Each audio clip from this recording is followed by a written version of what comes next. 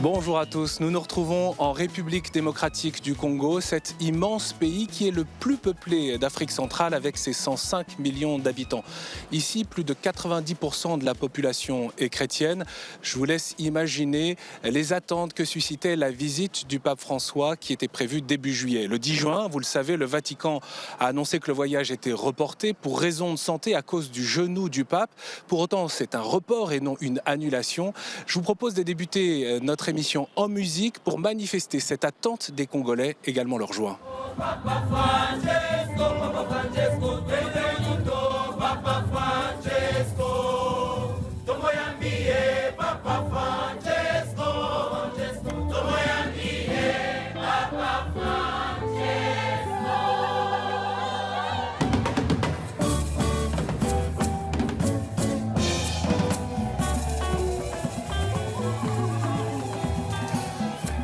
Dans ce pays autrefois appelé Congo belge ou Zaïre, l'Église catholique est la seule institution qui depuis des décennies résiste pour défendre le bien du peuple face aux pouvoirs établis, particulièrement depuis l'indépendance en 1960 et durant le régime du maréchal Mobutu et les deux guerres civiles. Dans cette émission Hors les murs, je vous propose de découvrir ce combat au quotidien pour la justice et pour la paix auprès des plus vulnérables, pour l'éducation, également pour l'écologie intégrale, car nous sommes ici dans le bassin du Congo. C'est le deuxième poumon de la planète. Et c'est dans le Kivu que débute notre émission à la frontière avec le Rwanda, l'Ouganda et le Burundi. La ville de Goma, autour de nous, est encore en état de siège et il faut dire que depuis 1996, la guerre n'a jamais vraiment cessé.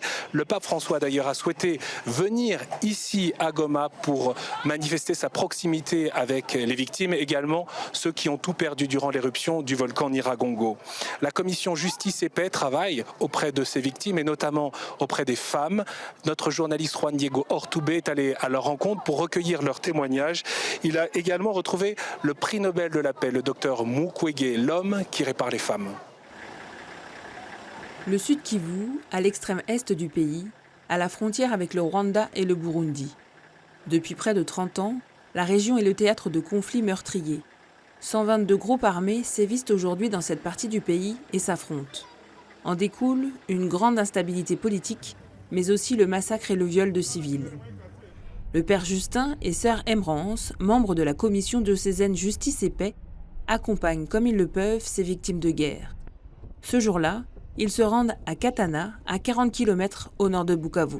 Jusqu'à aujourd'hui, depuis plus de 20 ans que je travaille, je n'ai jamais compris comment un homme peut violer une femme. Et puis, après avoir violé cette femme, tirer dans ses organes génitaux ou la brûler. Près de 800 000 personnes ont fui les barbaries. Ils vivent désormais dans l'extrême pauvreté. Ça c'est une toilette, ça c'est une toilette, ça c'est une toilette, ça c'est une toilette. C'est difficile. Mais bon, au moins ils vivent ici ensemble. Là où ils étaient au village, un peu éloignés, c'est là mon avis était beaucoup insécurisé. Alors ils sont descendus. Tu vois que c'est presque ce sont des nouvelles maisons. Et puis ils sont déjà dans une agglomération. La commission se mobilise depuis 1996 auprès des femmes victimes. Aujourd'hui, elles sont plus de 4000 à recevoir de l'aide. Paskazi est l'une d'entre elles. Elle vit ici depuis l'attaque de son village de Kaongu en 2007. Elle a été violée et battue à plusieurs reprises.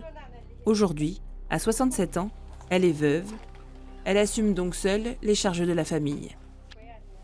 Kisha abajambazi baisha bafungula omulango wa dambo fungura manyoko eri bahikomo bashweko omushosi wani n'abana babalambika babashereza nani banshura bantwagulanga nyeshi banyira banjera buleta hasa nyono nye bavuniri amarungu n'amavuha goshi ndagaliheka muzigo. La misère que tu vois de cette maman, c'est la misère de plusieurs autres. Et vous voyez tous ces petits-enfants qui sont ici. Quel est l'avenir? Est-ce qu'ils seront scolarisés un jour? C'est difficile. Un bureau d'études, installé dans le village, permet un accompagnement psychologique. Un lieu d'écoute pour tenter de dépasser le traumatisme de ces violences. Enzimir vient ici depuis 10 ans. Cette mère de 8 enfants est défigurée.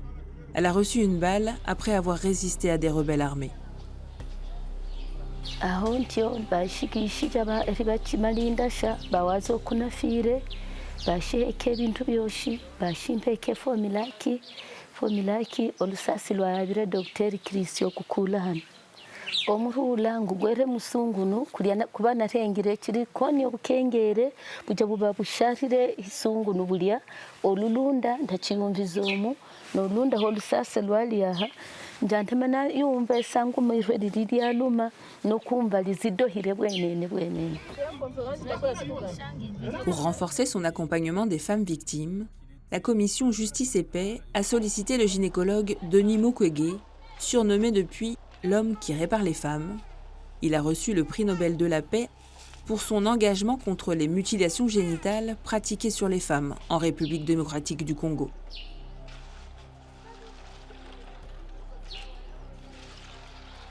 Quand la guerre a commencé ici, malheureusement, j'ai vu une nouvelle pathologie arriver, cette pathologie qui est tout simplement le viol avec une extrême violence. J'ai vu la première femme arriver, elle a raconté son histoire, comment elle a été violée, mais après avoir été violée, tout son appareil génital était détruit par une arme à feu. Et à cette époque-là, je pensais que c'était un acte isolé. C'était en 1999. La première victime, je l'avais soignée en septembre. Et 3 mois après, j'avais déjà soigné 45 victimes. Nous sommes des humains et que devant la souffrance, nul ne devrait être indifférent. Françoise a été prise en charge ici, d'abord médicalement, mais aussi psychologiquement. Lors de l'attaque de son village, elle a été violée avec sa fille et sa petite sœur. Ici, elle a pu trouver du réconfort après des années de souffrance. Iri mpikage panzi bampe nyigirizo bantabala bampa nomushangi nayambala bulya abantu olagwe kuchavu banyambisage ekirobe nabereyo bampe nyigirizo ejigirizo bampaga natanakaziba nganani ubukengere buja buli bwagaluka emunda bwajaga namabereyo namalireyo myezi 2 banyigirizo obufundi bwo gusuka ekigapo nashirengeyo enani njambere obufundi bwo gusuka ekigapo bantabala nangasikandu nagaluka naisha irimpika hano byahono kunjage naja nakazi jo munyigirizo sasa byebirode kute twagendire ekigamba kyasimama. En République démocratique du Congo, c'est la 2e génération d'enfants qui naît dans la terreur.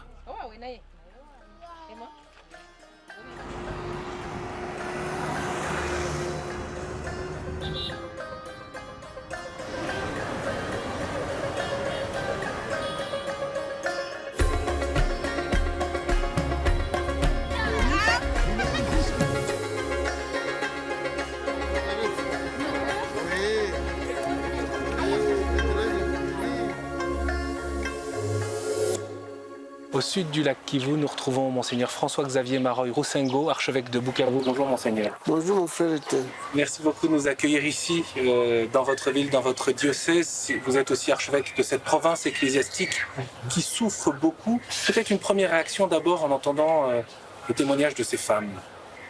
Oui, quand on entend ces femmes parler, quand on les voit s'exprimer, c'est vraiment pénible, c'est dramatique je dirais parce que elle vous raconte des choses impensables, elle montre toute la souffrance que les gens traversé et ça fait très très mal. C'est une arme de guerre dans la guerre. En s'attaquant aux femmes, on s'attaque pas seulement à la femme, pas seulement à la famille, mais à tout le village. Quand un mari qui voit l'expérience que sa femme fait, il est fortement traumatisé. Il ne vit même plus. L'enfant qui a vécu ça, il est presque mort. Il perd de la tête, il perd le contrôle. Et ils sont donc obligés de fuir. Peut-être même chacun dans sa direction. Et c'est tout le village qui se vide. Vous parlez de cette guerre finalement cette guerre depuis 1996, elle ne s'est jamais vraiment arrêtée. Qu'est-ce que ça signifie pour le quotidien des habitants ici? La misère totale. Une vie presque qui n'est plus vie, mais presque une mort. Les gens ici, mais quand vous leur demandez comment ça va, ils vous répondent « ça ira ». Vous comprenez quand quelqu'un répond « ça ira », ceux qui considèrent que c'est le futur qui compte, mais le présent ne compte pas beaucoup. Oui, parce qu'il y a les attaques, mais il y a aussi l'insécurité quand on prend la route. Il y a les attaques nocturnes, il y a les coupeurs de route diurnes, il y a même des assassinats Les coupeurs de route, ciblés. c'est barrages clandestins, Oui, des pillages, oui, des pillages. avec des armes. Qui sont-ils exactement? On ne sait pas. Ces coupeurs de route, ces voleurs nocturnes qui font toujours des attaques aussi à main armée, on dit des voleurs à main armée. Il y a tous ces groupes de miliciens qui sont installés ici et là. Et les villages ont commencé à fuir vers la ville où on croyait qu'on est plus ou moins en sécurité. Et la raison pour laquelle la ville est encombrée, parce que chacun cherchait où il peut se réfugier, où il peut s'installer. Alors, ils ont construit pêle-mêle des petits abris pour pouvoir survivre. Mais c'est quoi? C'est des milliers, des dizaines de milliers, des centaines de milliers de personnes? Je crois que pour le moment, on peut parler en termes de centaines de milliers, parce que la ville en 1996 n'avait pas 1 million d'habitants. Aujourd'hui, elle est au-delà de 1,5 million, 1,6 million. Pourquoi cette violence? Je pense que c'est lié à notre territoire qui est minier. Un territoire minier trouve beaucoup d'avantages à accueillir tous ces malfaiteurs parce qu'à beaucoup d'endroits où ils s'installent, ils peuvent exploiter les minéraux, vendre et vivre et faire vivre les leurs. Et alors, dans tous ces villages-là, on a semé de l'insécurité pour qu'on les laisse libres d'opérer. Mais alors d'où viennent les armes? Cette question est difficile pour moi. Nous constatons qu'il y a circulation de beaucoup d'armes ici. Mais depuis 1996, parce que les réfugiés rwandais sont arrivés ici en 1994, ils ont fait 2 ans avec nous. Oui, c'était le résultat du conflit au Rwanda. Et ils avaient traversé militaires, civils, et toutes tendances confondues qu'on appelle génocidaires en un mot de l'autre côté. Ils sont venus ici avec des armes. Et depuis lors, ils ont gardé leurs armes. Ils sont dans nos forêts ici. Mais nous pensons que le trafic minéré avec les pays voisins ne peut pas ne pas faire entrer aussi d'autres armes. Parce qu'on découvre des armes récentes, des uniformes récentes, beaucoup d'équipements récents. Donc, il y a ces mouvements avec la porosité de nos frontières et des pays voisins étant Ouganda, Rwanda, Burundi, Tanzanie. Tous bénéficient ou exploitent les minéraux qui sont sur le territoire congolais. Et là, il doit y avoir échange avec ces miliciens-là des armes. Donc la violence, c'est au bénéfice de l'argent. Là, oui, l'argent, c'est vraiment ça qui fait que les gens s'entretuent. Malheureusement, cet argent ne profite pas à la population. Et donc, c'est certainement ceux qui sont à l'extérieur qui en profitent plus. Parce qu'eux ont la quiétude. Et ici, ce sont les bandits qui leur vendent. Les bandits ne font pas de développement, les bandits ne font pas d'investissement. Les bandits n'aident pas la population à se retrouver. C'est dur, c'est très très dur. Quel regard vous portez comme évêque sur cette misère humaine, sur cette violence humaine, parce que ça a des conséquences sur la population, évidemment? Oui, le plus grand drame, c'est le fait que nous prêchons la paix, mais en prêchant la paix à des personnes en situation difficile et qui sont victimes, notre message, je pense qu'il passe difficilement. Ventre creux n'a point d'oreille, comme on dit. Je pense que notre population, dans cette souffrance, à un moment, je pense qu'elle ne comprend même plus si ce que nous disons a vraiment de la valeur, parce que 25 ans durant, on est en pleine souffrance comme ça. À un moment, ça doit faire très très mal. La paix, est-ce qu'elle est possible ici? À vous écouter, ça paraît extrêmement compliqué. Mais la paix est toujours possible. On ne peut pas désespérer que c'est impossible. La paix est toujours possible, mais ce sont les hommes qui doivent travailler pour qu'il y ait la paix. Et travailler dans tous les sens. Si aujourd'hui, nous considérons la misère comme source de ce manque de paix, comment nous luttons contre la misère? Si nous considérons que ce sont les minéraux qui créent ces insécurités, comment mettre en marche un moyen d'exploiter les minéraux au profit de tout le monde? Monseigneur, nous sommes devant le mausolée des évêques, vos 3 prédécesseurs. L'Église ici a voulu leur construire un mausolée parce qu'ils sont morts dans des circonstances tragiques. Est-ce que vous pourriez nous en parler? Ils sont morts tous 3 en l'espace de 9 ans. Le premier a été assassiné sur la route ici, à moins d'1 kilomètre de l'archevêché. C'était le 29 octobre 1996. Et les gens qui l'ont assassiné ont reconnu qu'ils savaient qu'il tuait l'archevêque parce qu'ils sont restés longtemps à discuter avec lui avant de mettre fin à sa vie. Les hostilités commençaient dans la ville. Lui ne se rendant peut-être pas compte que c'était des militaires étrangers. Il a quitté la voiture pour s'approcher d'eux, il leur a parlé, mais à la fin, ils l'ont tué. Et il n'a pas saigné, ça signifie que ceux qui l'ont tué ont utilisé une arme très très proche du corps. Et le suivant, Monseigneur Catalico, lui d'abord a été exilé. Il a été exilé parce qu'il avait dit que nous devons nous résister, nous devons nous organiser aussi pour lutter jusqu'à la dernière goutte. Certains disent qu'il a été empoisonné. On a ramené le corps. Bon, on dit beaucoup de choses. Et nous, comme chrétiens, nous ne considérons pas directement à cibler les personnes. Nous pensons qu'il était aussi épuisé. Et avec son âge, arrivé à Rome, il a rendu l'âme, moi je dis toujours, des fatigues. Le troisième, lui, c'était le traumatisme. Juste quand il est arrivé en 2001, mais il avait piqué un AVC le jour même de son intronisation. À cause du climat malsain que le pays connaissait à ce moment-là, tous 3 nous les considérons comme des évêques martyrs. Faut-il être prêt à verser son sang, du coup, quand on est archevêque de Bukavu? Pas seulement comme archevêque, je considère que le jour où on décide d'être prêtre, ça signifie qu'on prend une résolution d'être à la suite du Christ au plus haut niveau.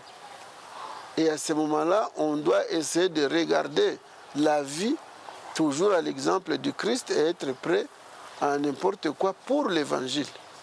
Si au moment où vous prêchez, vous rencontrez des obstacles qui vous empêchent de vous épanouir dans la route de l'évangile, vous devez vous attendre au martyre. Maintenant, quant à l'archevêque de Bukavu, moi-même j'ai déjà eu plusieurs fois des tentatives, mais c'est quelqu'un qui était venu en 2015 avec l'intention de tuer parce qu'on l'a attrapé et il a dit « je venais pour assassiner Monseigneur Maroy ». Comment réagissez-vous, Monseigneur, au fait que le pape François ait choisi de venir ici, dans votre province ecclésiastique, ce sera à Goma, pour manifester cette proximité avec les personnes qui souffrent? Il a vu que c'est là qu'il y a vraiment la pointe de la vulnérabilité du peuple congolais. La grande souffrance est vécue ici et Goma, c'est l'épicentre, je dirais, avec tout ce que nous connaissons comme haut et bas des milices étrangères et nationales et locales. Nous sommes très heureux de prier avec lui et nous pensons que sa présence va réconforter toute la population et toute tendance confondue.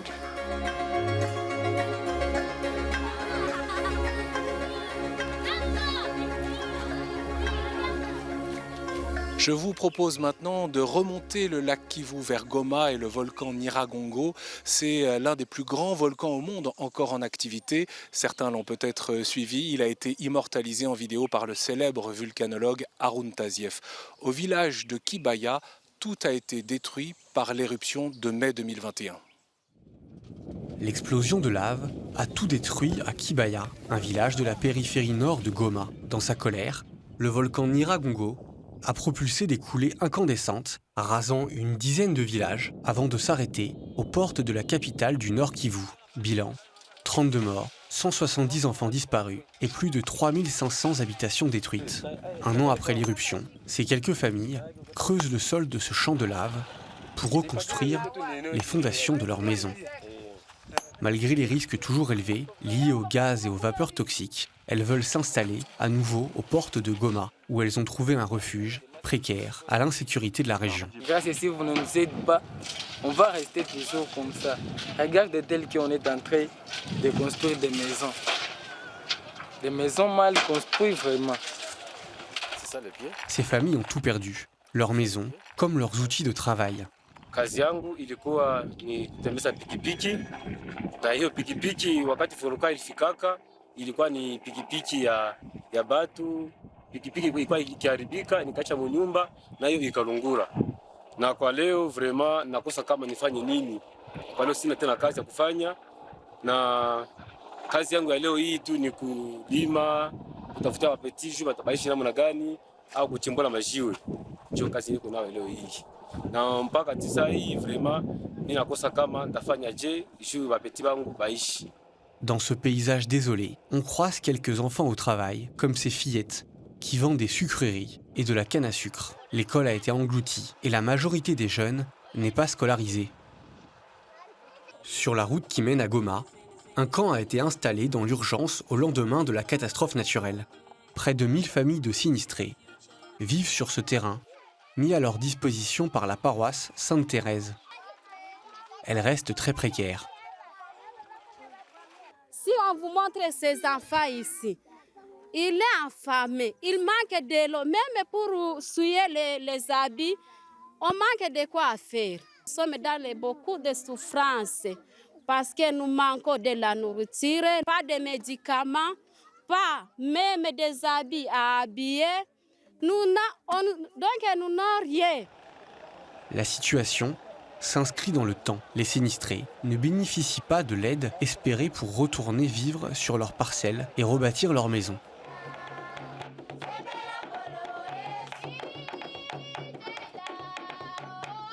Malgré cette vie de galère, ces familles trouvent de la joie et du réconfort à l'église. Au-delà de toute cette tribulation, nous pensons que le Seigneur ne peut jamais abandonner son peuple et ces jeunes enfants qu'il a donnés comme cadeau au monde. Pour ces familles qui ont tout perdu, la fraternité des fidèles qui se soutiennent dans la foi est essentielle.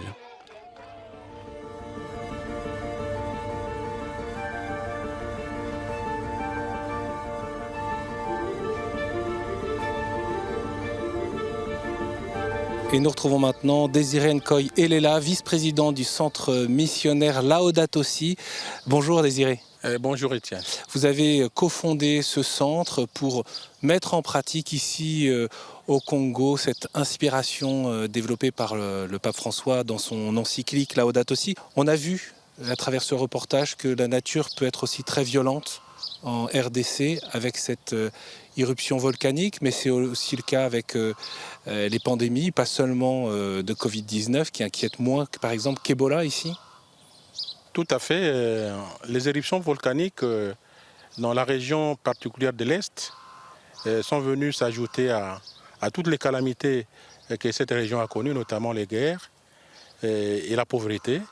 Et donc, ajouter à cela les maladies, notamment la Covid-19 et les cas d'Ebola, ont accru effectivement la vulnérabilité des populations, ce qui invite vraiment à des actions de solidarité et d'humanité envers ces populations qui vivent de situations d'extrême vulnérabilité. En tout cas, il n'y a pas une relation naïve entre guillemets à la nature comme on peut parfois l'avoir dans certains pays. La problématique des éruptions volcaniques et d'autres catastrophes naturelles, c'est vraiment des éléments générés de la nature, et donc ce n'est pas étonnant que ce soit des questions qu'au niveau des communautés, au niveau de la base, au niveau de l'Église, qu'on puisse les prendre à bras le corps. On parle beaucoup d'Amazonie, y compris dans l'Église, mais on a tendance à oublier que le deuxième poumon de la planète, c'est le bassin du Congo, c'est ici. On peut le dire aujourd'hui que c'est le premier poumon, parce que bon, la RDC, qui fait partie des pays du bassin du Congo, représente 65% du couvert végétal et forestier de l'Afrique du bassin du Congo, et je crois que nous sommes très très importants par rapport à cette question de la vie, de l'environnement, des changements climatiques et de toutes les questions qui sont liées à la préservation de la maison commune. Oui, le pays qui est traversé par l'Équateur, on peut le rappeler, et puis cet immense fleuve Congo, long de 4700 km de long. Et puis aussi quelques chiffres pour les avoir en tête. La superficie de la RDC, c'est équivalent à celle de toute l'Europe de l'Ouest. 2 400 000 km². Avec une flore, une faune unique. Une biodiversité généreuse, à la fois faunique, forestière et animale. L'okapi, c'est le symbole du pays, le gorille des montagnes, le bonobo, tout ça, ça parle évidemment à tout le monde. Des ressources naturelles d'une richesse inestimable. Le coltan, le diamant, l'or, le cuivre, l'étain, et pourtant 73% de la population vit sous le seuil de pauvreté. Pour quelle raison ce paradoxe scandaleux? Un véritable paradoxe. Et généralement, dans ce qu'on a remarqué depuis longtemps, c'est que les populations manquent du savon, les populations manquent de routes, les populations manquent de médicaments, les populations manquent des habits, les populations sont mal logées, les élèves sont assis à même le sol dans des endroits où on exploite les forêts. C'est-à-dire qu'il n'y a pas de banc, il n'y a pas de banc pour les écoliers, alors que la forêt autour d'eux... Pour les enseignants, alors que la forêt est tout autour, elle est exploitée, elle sert à enrichir ceux qui sont riches et elle sert à être exportée vers l'extérieur. Alors on a envie de dire pourquoi la population se laisse faire? Et la population fait face à une prédation de l'élite économique et politique, c'est-à-dire les dirigeants se servent, les dirigeants favorisent l'évasion des ressources, les richesses sont partagées entre eux et les populations sont restées dans la misère la plus noire et dans une extrême vulnérabilité. La question de la prédation sur les ressources naturelles est une question ancienne. Elle date de l'époque coloniale, elle date de la Première République, la Deuxième République, et malgré l'alternance, la prédation et la mauvaise gouvernance des ressources naturelles est une question qui inquiète et qui ne favorise pas le développement local. Parlez-nous des ressources minières. Bon, écoute, le Congo, c'est un géant en sous-sol. Toutes les provinces sont dotées des ressources minières. Tu as tout ce qui est cobalt, cuivre et métaux reliés au niveau de la province de Katanga. Tu as tout ce qui est diamant, or au niveau de Kasaï. Tu as toute la province orientale avec l'or. Et tu as toute la bande de Kivu avec tout ce qui est cassitérite, coltan. Et le coltan qui sert à la fabrication des téléphones. Et tu as toute la partie équateur où il y a tous des diamants. Tu as le Congo central. Et en tout cas, répartis inégalement, mais le Congo, dans toutes ces provinces, regorge des ressources minières abondantes et qui peuvent servir au développement de la population. Et ces ressources minières sont extraites aujourd'hui? Les ressources minières sont extraites dans des contextes où les contrats qui sont signés entre les tenants du pouvoir et les exploitants ne favorisent pas la résolution des problèmes locaux en termes d'écoles, en termes d'hôpitaux, en termes de routes, en termes d'accès à l'eau, en termes d'accès à la santé. Et les chrétiens dans tout ça? Est-ce qu'ils s'engagent?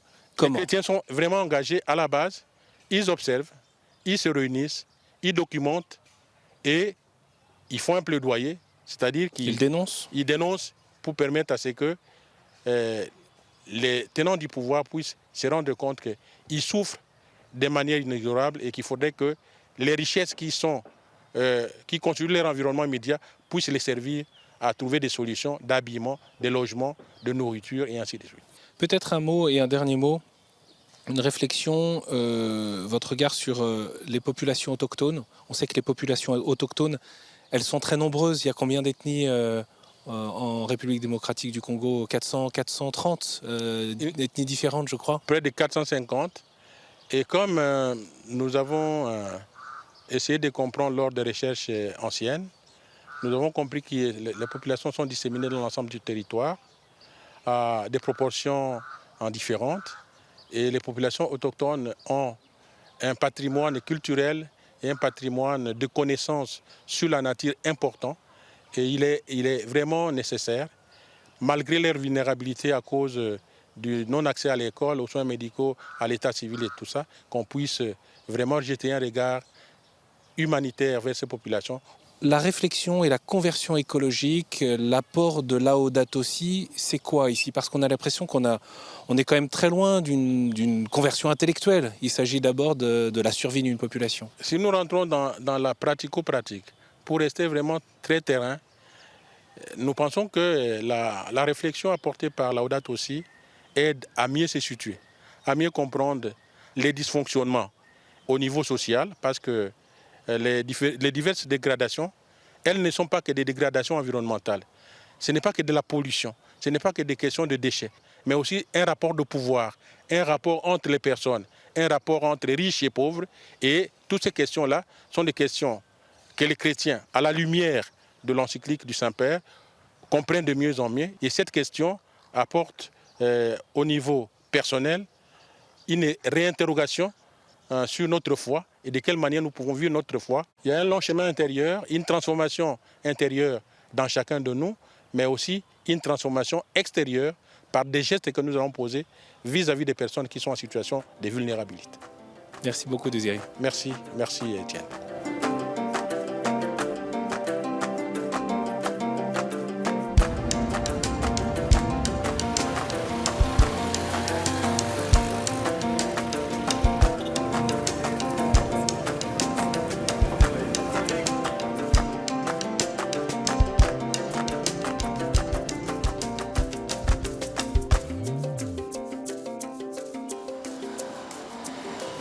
Et nous voilà maintenant à Kinshasa, tout à l'ouest du pays, cette capitale de la République démocratique du Congo qui fourmille de vie et également d'embouteillages, comme on peut le voir. Merci beaucoup.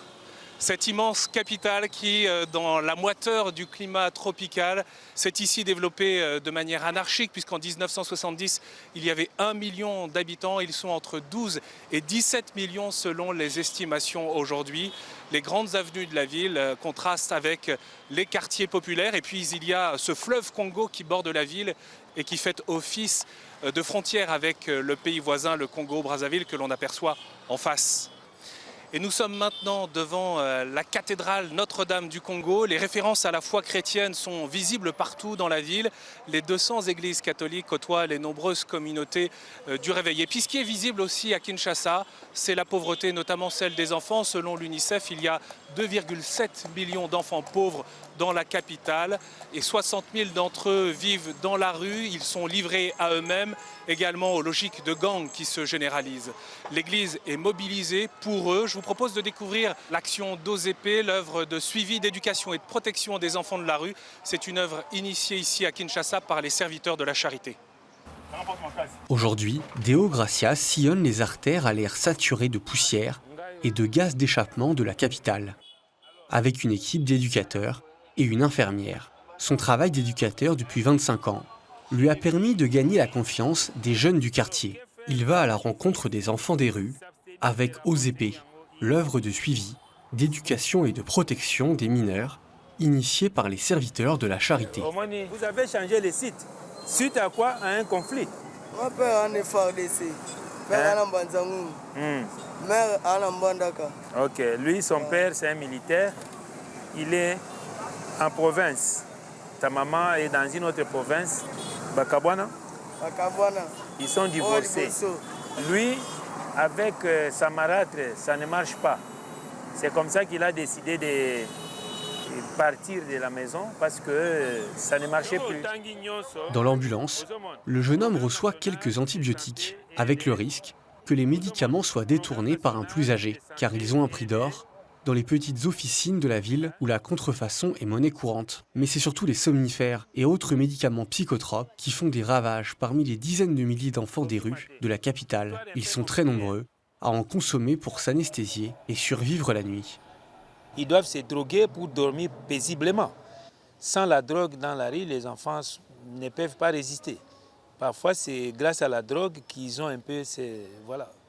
Et dans notre système économique, les produits somnifères coûtent moins cher. Et les enfants ont la facilité de les acheter sans ordonnance. Parce que le pharmacien, ce qui l'intéresse, c'est faire son business. Voilà. Une bataille éclate ce mercredi matin entre des petites filles de la rue, à la limite du centre-ville de Kinshasa. Il y a un petit souci, hein? Cette violence, Deo Gracias la connaît bien.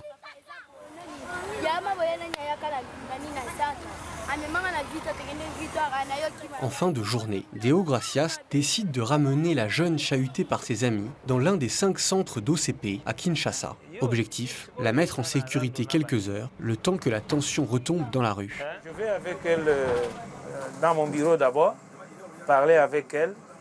Et aussitôt que je vais approfondir son problème, les conflits qu'il y a avec les autres. Et à ce moment-là, je verrai quel type d'intervention je dois organiser par rapport à la prise en charge de la fille et aussi des autres pour faire la paix dans la rue. La jeune fille accepte volontiers d'être extraite de sa situation. Mais elle refuse catégoriquement d'intégrer un orphelinat de filles. Ici, à l'orphelinat, les enfants sont accompagnés et doivent respecter des règles. Un cadre parfois trop contraignant quand on vient de la rue. Dans leur grande majorité, ces enfants ont été victimes des dérives sectaires liées à des mouvements évangélistes ou des églises du réveil. Accusés de sorcellerie, ils sont chassés de leur foyer, souvent après avoir subi un simulacre d'exorcisme. Ma grand-mère, il m'avait attrapé dans un cas de sorcellerie. Quand il m'a dit qu'il y a une sorcellerie, on m'a mené dans toutes les églises. Bon, on demande l'argent. Ma grand-mère, il n'avait pas l'argent qu'on demande. C'est ça qu'il m'a dit que je quitte de la maison. Il est en train de me faire dormir là où il y a les canards d'ailleurs. J'avais 11 ans. Une des premières missions des éducateurs est de tenter de retrouver les parents et mettre en place un travail pour réintégrer les enfants dans leur famille. Et tes frères et sœurs, tous ils sont là, tous les 6? Oui. Lorsque cela n'est pas possible, l'orphelinat offre un hébergement, des repas, une scolarisation. La danse, par exemple, est au menu des activités. La lutte, elle aussi, est prisée par ces jeunes garçons. La prière, enfin, est obligatoire pour l'ensemble de ces jeunes résidents.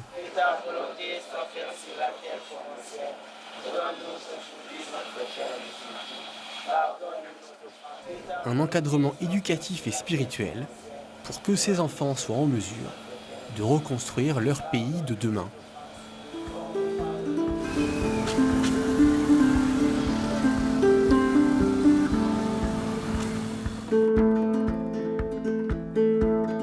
L'attention aux plus vulnérables et l'éducation, c'est le cœur du développement humain intégral. Ici, en RDC, l'Église catholique est engagée dans l'éducatif depuis l'arrivée des premiers missionnaires, puis au XVIe, au XIXe siècle. Il y a dans la seule capitale plus d'1 millier d'établissements catholiques, de la maternelle jusqu'au lycée, sans compter sur la formation universitaire, comme ici, à l'Université catholique du Congo, autour de nous. 2/3 des Congolais ont moins de 25 ans. Je vous propose de nous mettre à l'écoute de la jeunesse de Kinshasa, des difficultés au quotidien, mais aussi de leur espérance. Tatiana est en dernière année de médecine et Joseph en master 1 en agroalimentaire. Comme beaucoup de jeunes en fin d'études, ils s'interrogent sur leur avenir et celui de leur pays. Nous avons souvent des manques d'infrastructures et cela ne nous permet pas de réaliser la médecine telle que nous devons la réaliser. Bientôt là, j'ai fini mes études et je compte aller ailleurs pour avoir encore plus d'expérience. Cela me permettra de rentrer dans mon pays et pouvoir les développer dans le domaine de la santé. Des chômages assez aigus. Donc les jeunes, à la fin de leur cursus universitaire, ils ont vraiment des difficultés pour trouver de l'emploi. J'aimerais bien créer de l'emploi au lieu de faire la demande d'emploi, pour aider les jeunes aussi à résoudre les problèmes de leur milieu. À Kinshasa, la population est majoritairement jeune. Sur les 17 millions d'habitants, plus de la moitié a moins de 22 ans. Les pillages de 1991 et 1993 ont mis à sac pratiquement tout le système économique. Depuis, de nombreux acteurs économiques ne sont plus en mesure de revenir au Congo et faire vivre le pays. Le chômage touche près de 40% de la population, dont la moitié des jeunes de 15 à 24 ans. Ce climat social instable les inquiète. Il y a beaucoup d'enjeux qui concourent à l'encadrement de la jeunesse ou même à leur vie. Il y a d'abord la pauvreté. Et la pauvreté ne permet pas toujours à tous les jeunes soit d'aller se faire scolariser. L'économie de notre pays qui ne nous permet pas aussi à nous entreprendre ou soit à nos déplacements et tout. La famine aussi. Donc, il n'y a pas à manger. Il y a des difficultés en nourriture et tout là. Donc, cela nous affaiblit aussi de temps en temps. Nous, en tant que chrétiens aussi catholiques, nous avons un exemple, Jésus-Christ. Nous nous tenons toujours, malgré les difficultés que nous rencontrons et tout là, nous espérons toujours qu'il y aura un changement le lendemain pour notre nation. Les jeunes chrétiens congolais catholiques doivent être un modèle pour ne pas se faire corrompre ou, disons, se faire désorienter par ces nouvelles réalités technologiques et autres. Dans ce contexte difficile, la foi et l'entraide de la communauté leur donnent l'envie de construire leur avenir et celui de leur pays. Au siège de la SENCO, nous retrouvons Monseigneur Donatien Nchollé, qui est secrétaire général et porte-parole. La SENCO, c'est la Conférence épiscopale nationale du Congo. Bonjour Monseigneur. Bonjour Étienne. Quand on entend ces jeunes de Kinshasa qui sont au chômage, qui ont besoin de ce travail, on a du mal à comprendre les raisons de ce manque de travail dans un si grand pays avec autant de besoins. C'est une triste réalité. C'est chaque jour que je reçois des demandes, des recommandations pour le travail. Facilement, vous rencontrez les universitaires se contenter de faire le cleaning, le gardiennage. La raison est simple, c'est qu'il n'a pas d'emploi. Alors que, pourquoi ? Je crois que c'est un problème. On n'arrive pas encore à exploiter toutes les potentialités que le pays a pour mettre les gens au travail et que les gens vivent mieux. Quel regard vous portez sur cette jeune génération ? C'est pénible. C'est une jeunesse désœuvrée, c'est une jeunesse désemparée. Il faut travailler avec elle pour qu'elle ne puisse pas se perdre. C'est-à-dire parce que les conséquences au niveau éthique sont énormes. Donc il faudra une parole de la foi, une parole éthique qui les accompagne dans cette situation, une éducation civique. Et comment vous regardez du coup les uns les autres, ceux qui en gros luttent au quotidien tous les jours? Quel regard vous portez sur eux ? Quand vous les voyez, quand vous êtes dans la rue, quand vous êtes en visite? De pitié et de malheur, ce sont des gens qui attendent une solution parfois miraculeuse de l'Église, une population, un peuple qui a besoin d'être assisté. Malheureusement, l'Église n'a toujours pas les moyens de répondre à leurs besoins. Et comment, du coup, l'Église, qui est, on l'a dit, cette institution qui, au fond, a porté l'attention au peuple tout au long de ces dernières décennies, comment ouvrir un chemin ? Je crois que l'Église, de ce point de vue, s'attaque à la cause. En plus des interventions ponctuelles au niveau humanitaire à la lumière de ses moyens, la cause, c'est la gouvernance. C'est-à-dire l'Église est convaincue que le peuple congolais vivra mieux quand ceux qui accèdent au pouvoir comprendront que pour y accéder ou pour y demeurer, il faut satisfaire la population, il faut être porté par la population. C'est à partir de ce moment-là que la population sera au centre des préoccupations. Voilà pourquoi l'Église au Congo s'investit pour la consolidation de la démocratie. L'Église est engagée dans ce processus de la vie politique du pays. Elle essuie aussi beaucoup de critiques. Beaucoup de critiques quand ce sont des intérêts du pouvoir qui sont pris en compte par un message de l'Église. Alors on est de bons prêtres, on est dans le ministère et l'opposition accuse l'Église d'être achetée par le pouvoir. Et quand les discours de l'Église arrangent les intérêts de l'opposition, le pouvoir vous accuse de rouler pour l'opposition. Et qu'est-ce que vous répondez alors ? Nous sommes au milieu du village, ni à gauche ni à droite. La parole de Dieu nous oblige à faire du bien, à dénoncer le mal, d'où qu'il vienne. Et c'est ce que l'Église au Congo a toujours fait. C'est quoi, Monseigneur Nchollé, les grands moments historiques de ce combat que l'Église a mené, s'il y avait quelques dates à retenir ? Ça commence par aujourd'hui, déjà au temps de Mobutu, avril 1994, il y a eu le mémorandum des évêques du Congo qui a fait beaucoup de bruit. Plus tard, avec le 16 février 1992, il y a eu la marche de chrétiens. La grande marche des chrétiens. Il y a la médiation qui a été assurée par la conférence épiscopale pour l'alternance. Il y a les marches, malheureusement, qui se sont soldées aussi avec le mort.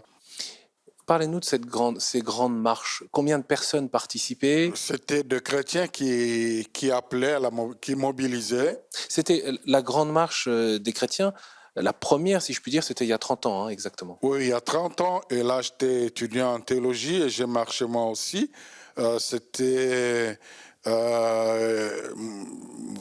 Pour ceux qui connaissent Kinshasa, de Rigini jusqu'à Kaouka, c'était plein de gens, donc des milliers de personnes qui marchaient à ce moment-là, et c'était pour obtenir la démocratie dans l'espoir que cela nous apporterait un peu plus de bonheur. Et 30 ans après cette grande marche, où est-ce qu'on en est? Malheureusement, on a les systèmes de gouvernance qui se sont succédés n'ont pas amélioré la condition du peuple congolais. Donc, les différents systèmes de gouvernance n'ont pas encore réussi à répondre aux attentes du peuple congolais. Nous espérons mieux. Jusque-là, rien n'est fait. Est-ce que c'est un retard rattrapable? On ne sait pas encore le dire en ce moment. Est-ce que c'est intentionnel aussi? C'est une question? Je ne saurais pas dire si c'est intentionnel. La situation est déjà assez compliquée, il faut comprendre. Déjà, on a pris du retard à trouver le président de la CENI, il faut le reconnaître, mais il a donné, lui, les assurances qu'il y avait possibilité d'avoir des élections conformément au délai constitutionnel. Parler à temps et à contre-temps, cela suscite des animosités fortes. Est-ce que ça vous est déjà arrivé d'avoir peur? Malheureusement, c'est ce que nous vivons, de menaces, de critiques injustifiées. Personnellement, la chose dont j'ai le plus peur, c'est la peur elle-même. Racontez-nous. Oui, c'est-à-dire, quand on a peur, un pasteur, quand il a peur, ça signifie qu'il n'est plus à mesure de protéger même ses bergers, donc il jouera aux mercenaires. Donc il faut plutôt combattre la peur pour être à mesure de pouvoir assister des gens, quelles que soient les conditions dans lesquelles on se retrouve. Le pays se prépare avec une joie immense à la visite du pape François, jusqu'à ce qu'il y ait cette annonce du Vatican le 10 juin pour annoncer le report de cette visite pour des raisons de santé à cause du genou du pape. Ce n'est pas une annulation. Quelle est l'attente du coup des Congolais ici? L'attente pour l'instant, c'est qu'il guérisse le plus tôt possible, qu'il revienne. On a besoin de lui. On veut l'écouter, on veut le voir parmi nous et nous l'espérons encore. C'est là où on parle de la foi, du coup, parce que l'Église, ce n'est pas d'abord une institution nationale qui est chargée de l'amélioration de la vie publique. C'est l'Église à la suite du Christ. Quelle est votre espérance à vous? Monseigneur Encholet, vous parliez il y a 30 ans quand vous marchiez dans cette grande marche des chrétiens. Aujourd'hui, c'est quoi votre espérance? Comment elle se fonde? Il faut reconnaître que quelque chose est en train d'être fait dans le bon sens. On a vécu l'alternance, quelles que soient les conditions, mais c'est quand même une alternance. Du point de vue liberté d'expression, on le ressent mieux qu'avant, quand bien même il y a des petits soucis. Donc notre espérance, c'est que nous investissions surtout à l'éducation civique. Donc nous sommes convaincus que le jour où le peuple congolais prendra conscience de sa souveraineté, beaucoup de choses changent. Nous sommes assis sur un pays, le Congo est assis sur une mine d'or. Donc c'est question d'avoir une population responsable qui peut conditionner la gouvernance de ceux qui le dirigent. C'est la foi qui nous guide. La parole de Dieu est claire. Il faut craindre celui qui peut nuire et au corps et à l'âme, non seulement au corps. Donc voilà pourquoi par moment les gens se demandent, mais est-ce que vous êtes suffisamment protégés? Mais il n'a pas de meilleure protection que divine. Donc personnellement, comme chrétien, comme prêtre, je crois à la divine providence, je crois à la protection divine et je sais que Dieu ne me décevra jamais. La prière apporte, je crois, l'essentiel de la force dont nous avons besoin pour travailler.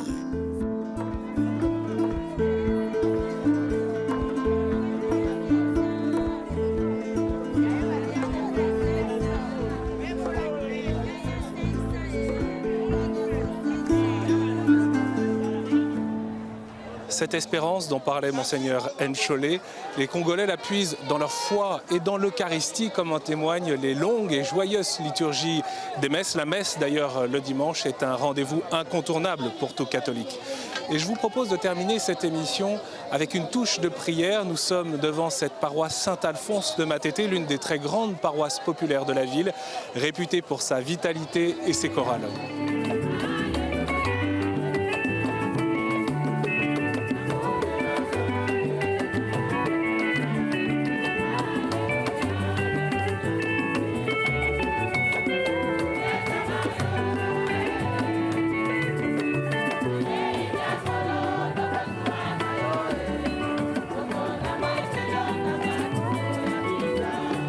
la Pentecôte aujourd'hui, c'est aussi un message pour notre pays, le Congo. Vous savez que pendant un moment, les pays vivent sous la guerre, surtout à l'Est. Et il y a la tentation de voir diviser le pays. Mais l'Esprit Saint vient nous dire que Dieu est avec nous, Dieu nous accompagne. L'ennemi du Congolais, c'est le Congolais lui-même.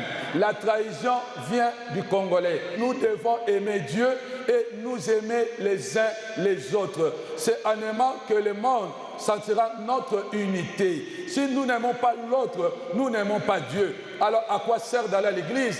À quoi sert de dire que je suis chrétien? Nous sommes appelés à nous aimer comme un frère. Dieu nous a bénis, Dieu nous a tout donné, toutes les richesses du monde. Nous en avons, nous avons la vie, nous avons une terre, nous avons tout ce qu'il faut pour être heureux au Congo. Que Dieu bénisse le Congo, que Dieu bénisse la RD Congo, que Dieu bénisse tous les Congolais. Je dis Amen.